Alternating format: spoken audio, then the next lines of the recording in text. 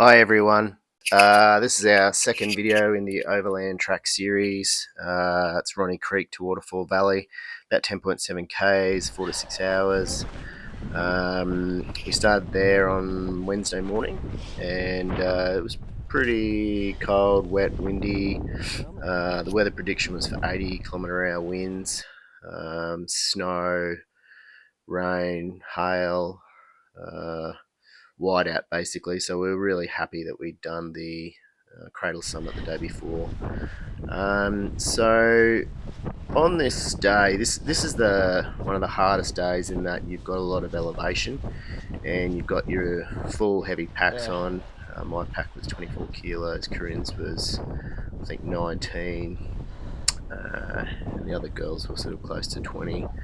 There's a lot of elevation getting up to Marion's Lookout, and some very steep steps,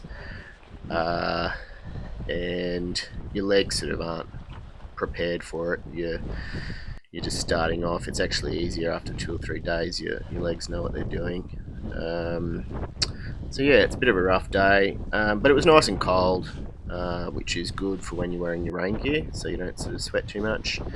So you start off on these sort of flat moors, I suppose, like button grass and real grass. There's a lot of wombats around here, a lot of little creeks and streams, and then you start to gain elevation up into the hills. You sort of go past a couple of lakes, which we'll see soon, and then you finally get to those infamous steps up Marion's, which are pretty hard when you've got a 20-kilo pack on your back.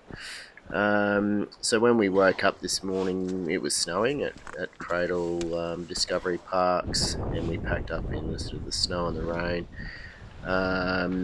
Caught the bus out. We didn't quite make it at 8:30 like we wanted to, but we got the bus out, and I think we started about 9:45. So today's a bit of a whiteout, well, not a whiteout, but it was a pretty poor day, and so I'm going to talk a bit about all the gear we brought, how we got here, etc. We got to Cradle. Getting to Cradle and getting back from Lake St Clair at the other end is pretty difficult still. You can drive to one end, but then you've got to get back to the car, which can be a sort of a 4 or 5 hour drive. Or you can get transport. So we got Wild Island Adventures. They've got a website and they do transport. They were really great. We got picked up by Oscar, one of the owners, and he picks up in Lonnie from our apartment or our hotel, and took us to Cradle. And they also picked us up from Lake St Clair at the other end. We got picked up by James. And I couldn't recommend them enough. They were just fantastic. Everything went perfectly. So then, yeah, we stayed at Cradle for 2 nights at the van park, so that we could start the walk early on Wednesday morning. And also we wanted to try and summit Cradle Mountain, which we did in our last video. We had perfect blue skies, which was amazing. So the gear is so important. I've done a blog on this, and I sort of changed a few of my things, but basically the gear you bring with you is so important. It's important for weight, and it's important just to be prepared. So we had to use all of our gear. So sometimes you're not going to use any of it, like all your rain stuff. But we spent pretty much the entire trip in our rain gear, or at least the first 3 days. So we had our marmot rain jackets and our Berghaus rain pants. We had knee-high gaiters from Sea to Summit, and we had our newish boots. They're about 7 months old, which are Oboe's Bridger B-Dry Mid boots. They're from Kathmandu. They're an amazing boot. We've owned other Oboes in the past, and ours stayed dry for the entire trip, which is pretty good on the Overland. And then all your things like your food, your stove, your warm clothes. There's just so much to bring. You want to try and get light stuff, and light stuff ends up being expensive. But something like our new tent that we ended up upgrading the tent, and we got a big Agnes Copper Spur HVUL4, which is actually a 4-person ultralight tent. and it's so nice because you can sort of half stand up in it. You can fit both your big packs in it, and you're not sort of squished in like sardines like some of the other hiking tents. And it's only 2.5 kilos, which is pretty good for a even for a 2-person tent, let alone a 4-person tent. We used that for 3 nights, all up out of the 7 nights. And good socks, good underwear. We use Bridgedale socks. They're really nice. They're a bit expensive again, but they're really nice. And then one of the new things that we did this trip was we wore gloves, like just sort of thin gloves, and then we covered them on the outside with heavy duty washing up gloves, and that was great because it rained a lot and our gloves stayed dry, and it helped to keep a bit of wind out of your hands and also helped to keep your hands a bit drier and a bit warmer. Toiletries, I suppose. Wet wipes are pretty handy if you don't want to go swimming. We went swimming, I think two times, like Lake Windermere and at Kiora in the creek, and it's ultra cold. Like it leaves you tingling for quite some time afterwards. So the wet wipes go well just for a bit of a morning and afternoon wipe down. A towel for swimming, or if you're really wet. We got new sleeping bags for this trip too because it was predicted to be pretty cold. So we got the Xped Comfort -10 sleeping bags. They were really nice. They were a bit warm some nights in the huts, so you can sort of pull them apart, make them into a doona. But when we were camping in our tent and it was snowing, they were pretty comfy. One of the big things that we didn't like, actually, which was really interesting, was our Cedar Summit pillows. They're really small and light, but we just couldn't get them to be comfortable. In the end, I just slept on my fleece. It was more comfortable because you're also on your blow up bedroll.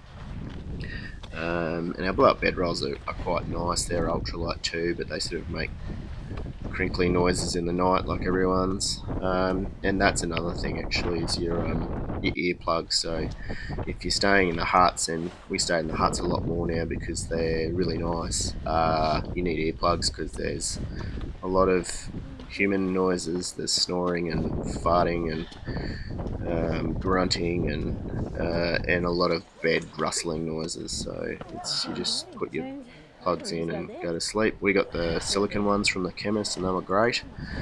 So I just wanted to say quickly here that we're climbing up Marion Steps now. So these steps we've been doing in the past few minutes, and we've just hit the chain now. Is the quite a steep part of the day, and I don't know. It's really exciting to get up the top and just finish this because you're on your hands and knees almost, sort of pulling yourself up these rocks with your gigantic pack. So when you get to the top, it's pretty exciting. So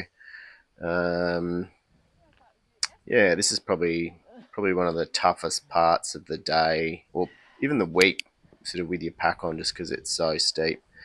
There's lots of other steps and sort of uphill, but this is definitely the steepest bit. So that's sort of the equipment. We both had Osprey bags. We got new Osprey bags for the trip as well. We spent a ton of money on new stuff, but geez, it was worth it because our Osprey bags were amazing, especially with like 24 kilos in mine, and they just made it such a better walk. Like, I didn't enjoy the Overland last time I did it. My pack was pretty cruddy, and this time I found it a lot easier. We did train. We probably trained for 6 months doing high elevation walks around Tassie, and then we trained for about a month with our packs on. So we trained with 20 kilo packs, and we went for a walk twice a day with the 20 kilo packs, which really helps as well. Helps get the muscles, the feet, the shoes, the shoulders, everything ready for the big walk. One last bit of equipment I just wanted to mention, seeing us walking up those steps, is our bedroll. So we both have a like a foil bedroll on the back of our packs, and they're just $10 from Kmart, and we got told by a bloke at Mountain Creek in Hobart to get one of them for the cold, and it was amazing. A lot of cold comes up through the ground or through your bed, and we put our bed mattress on top of the bed roll, and we weren't cold at all. We couldn't feel any awful freeze coming up through the ground. So that was a good buy. A bit of a pain to sort of have on the back of your pack, but $10, it was worth it. You can just throw them out at the end if they're wrecked or if you don't want them. So yeah, definitely recommend one of those as well, especially if you're going to camp a bit more. Here you can see in the last two scenes, it was snowing as we came up the steps, and just as Corinne came up the steps there, we were getting blasted by snow, and then a minute or two later, there's blue skies. This is classic Tassie. It can go from anything to anything, and this is us just getting to Marian's now. So it's a mountain, but it's called Marian's Lookout. I suppose I've never given it a different name, and it's a brilliant spot to look down to Dove Lake. You can see Ronny Creek, you can see Lake Lily, you can see Wombat Pool. You can see Cradle Mountain, Hanson's Peak, Little Horn, Weindorfer's Peak. You can see everything if there's no clouds, but that's not that common. Come on, Sophie! Woo!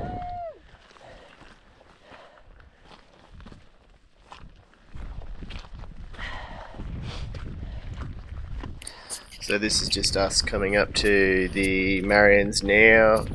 You can see the stone cairn. We had blue skies yesterday, but it was a lot windier. And there's reasonable views today. Like you can see Hanson's Peak sort of straight in front of you. Down to Dove Lake, there's some nice fagus up there as well. The deciduous Nothophagus gunnii. Pretty good. And you can see a fairway. What is that? I think that's maybe east. And there's Cradle Mountain sort of disappeared in the clouds there. So one of the things actually I wanted to mention while you're in a spot like this, because it can be pretty wild, is you have to do a safety briefing now for the Overland Track. So you can either do it the day you start or the day before. So we rush back from our Cradle summit to do the safety briefing at 3 or 3:30 p.m, which is when you can do it on the day before. And I think we had a talk from a lady called Emily from the National Park. She was really nice. She gave us a lot of good pointers, and they show you a video about hypothermia, which because a few people have died in Cradle or doing the Overland Track, just being poorly prepared or unlucky. And you have to sign a form now saying you've got all the sort of the specified equipment they tell you to bring, because I think some people are pretty gung-ho and they don't want to spend the money, or they don't want to carry the weight. They think they'll be fine. But, you know, it snows in the middle of summer. It snows sort of whenever it wants to, and you could easily get stuck out somewhere or hurt yourself or break your ankle and need to be in your tent. And if you don't have one, you could be buggered, and they don't want people setting off EPIRBs all over the place if they don't need to, because they're not prepared. So the safety briefing was really good, and we had that done so we could leave first thing in the morning. So it's a good idea to do it the day before, because you don't want to leave late if you don't have to, being a bit of a big day. And you also want to give yourself time for some lunch and maybe some happy snaps, etc. So this is us now sort of crossing from the Marian's Lookout over to the base of Cradle. I think Cradle's probably straight ahead there in that when we're going forwards. And we're coming up to Kitchen Hut soon, which is a cute little old sort of hut for emergencies, and you can stop there and have lunch. There's also a toilet, like a pit toilet, and it's right at the base of Cradle. So if you're going to just climb Cradle, you get to Kitchen Hut, and a lot of people stop there for a bit of a break. It's a pretty windy, wild section here. Like, there's no trees or rocks or anything, and we got blasted pretty badly here by the wind and the rain. It's got beautiful views on a nice day, but not much to see today.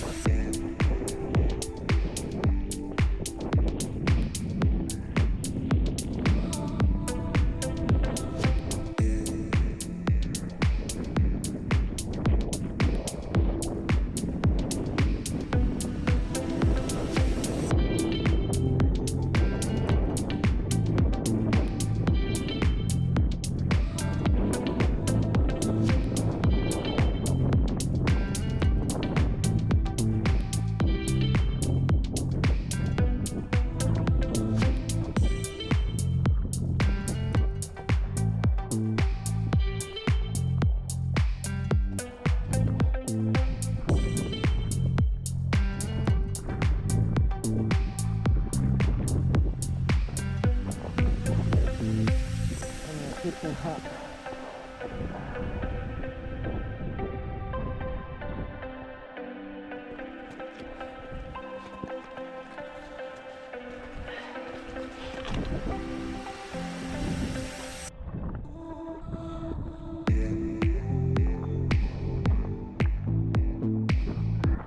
So here we're coming to Kitchen Hut, which is a great little spot for lunch. We were pretty cold and wet by this time, or felt cold and wet. We've got a nice little comparison from the day before when we hiked Cradle. So directly in front of you there is Cradle Mountain on a good day. We pulled up here. We found the boys that were in our group. They were the Wizards of Wonder. They were a pretty cool crew, and they were having a cooked lunch in there. So they cleaned up and got going and let us have a bit of a sit down. We sat in there and had our biltong and cheese and various foods for lunch, and then got going again. So it was absolutely freezing in the hut. It sort of felt nice because it was dry and out of the wind, but it was about 2 degrees. So we were all pretty cold when we left, and it took us a bit to get warmed up. But then we took off, I suppose, past the base of Cradle and started walking towards Waterfall Valley. I think this sort of that section you go into after that is called the Cradle Cirque, and it's sort of this flat spot that you walk along, and apparently it's pretty bad for wind and weather. And we got blasted the whole time by mostly rain in the afternoon. We didn't get snow, just rain and wind. And there's some really good views along there too, because you look out to Barn Bluff and sort of all these beautiful valleys and things, and we couldn't really see anything, which is fine, you know, like it's just one of those things. But yeah, we had about another 2.5 hours, I think, from Kitchen Hut, and yeah, we just put our heads down and got going.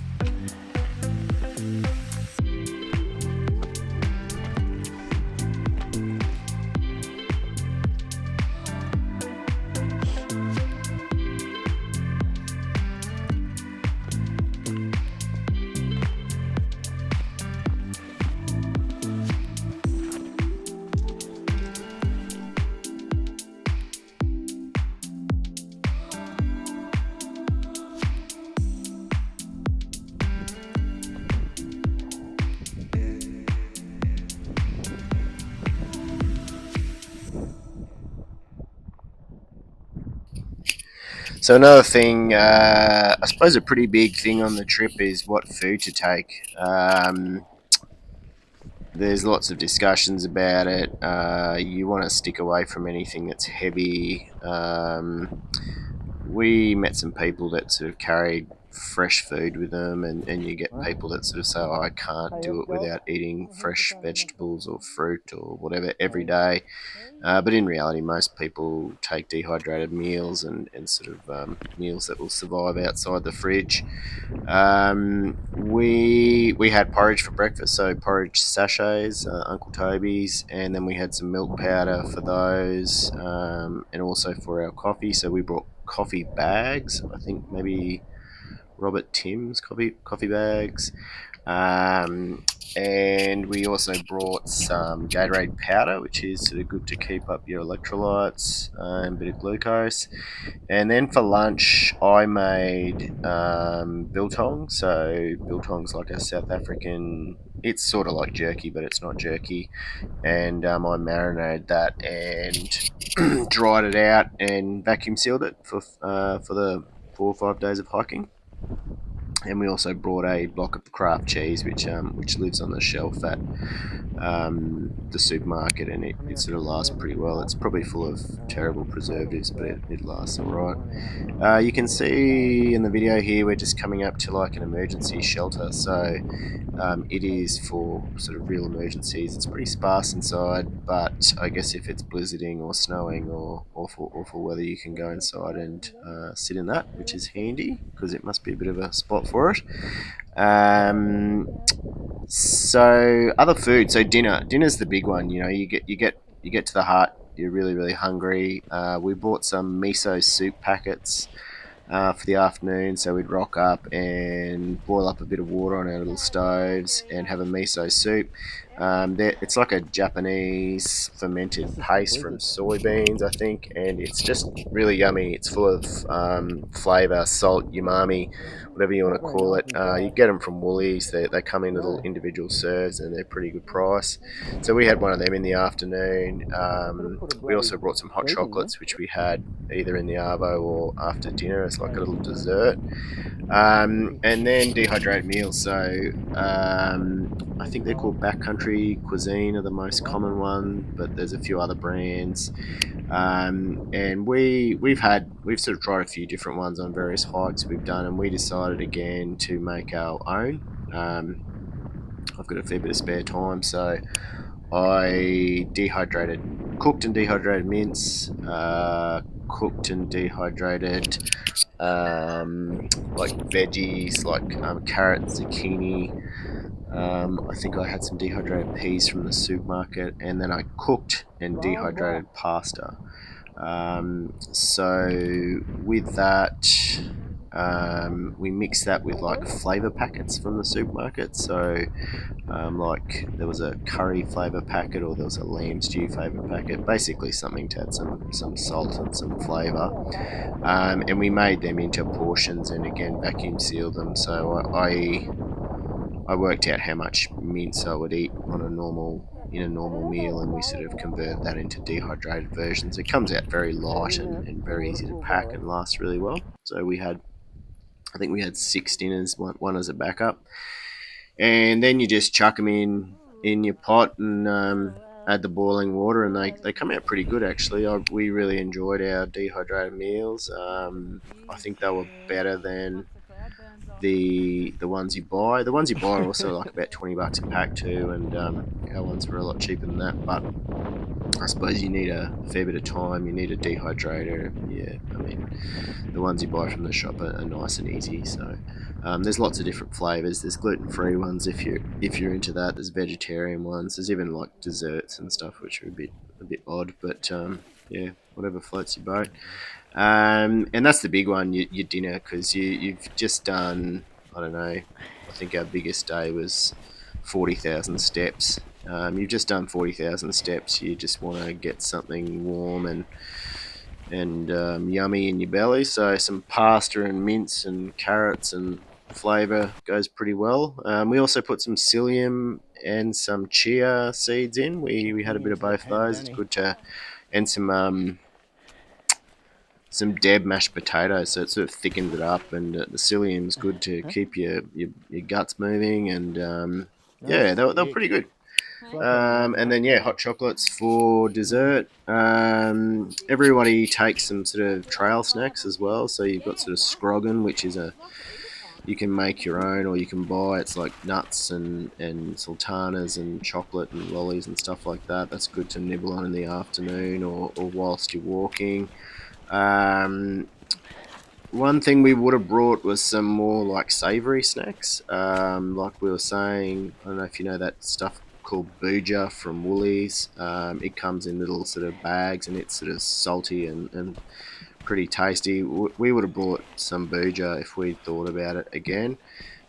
Just because even when it's cold, you're still sweating and you're losing a bit of salt. And I don't know, I think we actually felt like salt more than anything.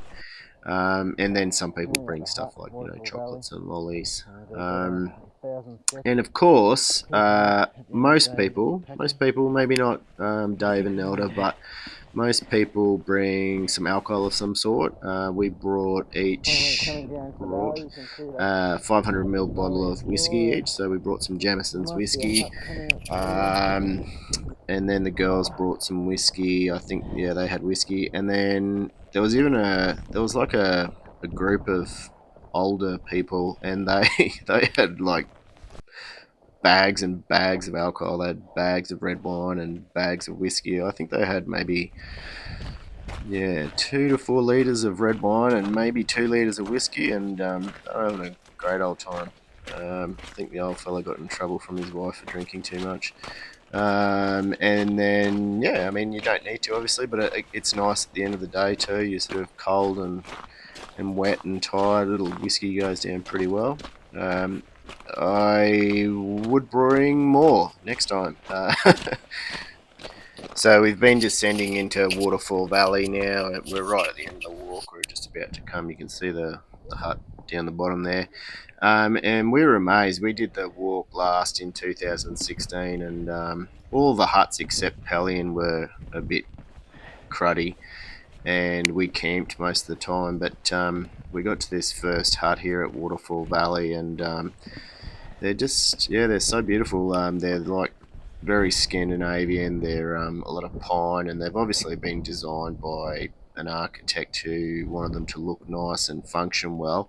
And yeah, they were so good. The Look at toilets are it. all a little bit far It's away, especially when magnificent. it's raining and -3 degrees.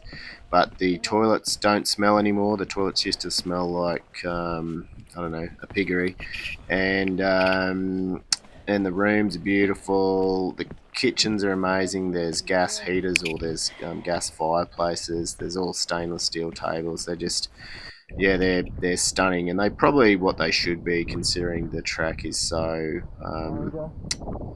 popular now. And I think people come from all over the world to do the track. And on a day like today when it is raining or snowing and it's just awful, it was so nice to get to these huts and sit in front of the fire, and everyone dries their socks and their boots and their gear in front of the fire. And I I don't think know. the kitchen at Yeah. this first hut ended up being about maybe 10 to 15 degrees, which sounds cold for most people, but it was pretty delightful to be in there.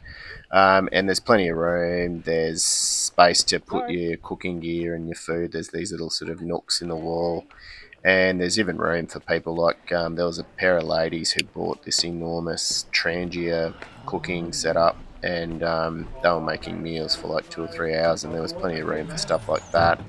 As you can see here, there's all places to hang your coats and your jackets and put your shoes everywhere. Like everyone's got a lot of wet gear. And then there's bunks, so there's like an upper and a lower, and there's dividers, and you don't sort of have to sleep sardined together like you do in some of the older huts still. So I think 3 of the huts have been done up. So yeah, there's the beds in there. And they're nice and spacey. You know, there's plenty of room for your gear. Yeah, so we just loved them. They're amazing. They even had like a sink and a tap and everything, and not just a water tank. So yeah, it was like the perfect end to a cold, wet day. And there's the kitchen. Um, well, I think I've got a video of it at the end, but we've got like the gas fireplace. Yeah, so really good. So we all hung up our gear. We all got into our camp clothes. Everybody brings sort of warm, cozy camp clothes to get out of your stinky hiking gear.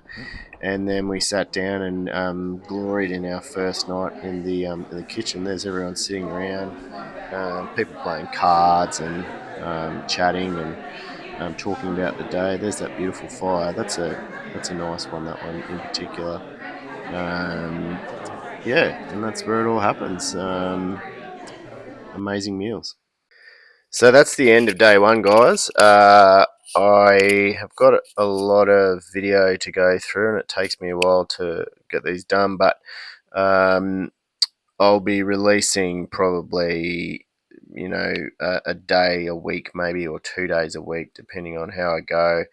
Um, and yeah, we'll have the whole Overland Track. So tomorrow, day two, was a pretty poor day. We didn't do much other than hike and get blown off the boardwalk. It was so bad. It was also a pretty short day. Like, we spent a lot of the day sitting in another brand new hut. But then day 3, 4, 5 were like beautiful days. We had amazing weather. We climbed Mount Isa.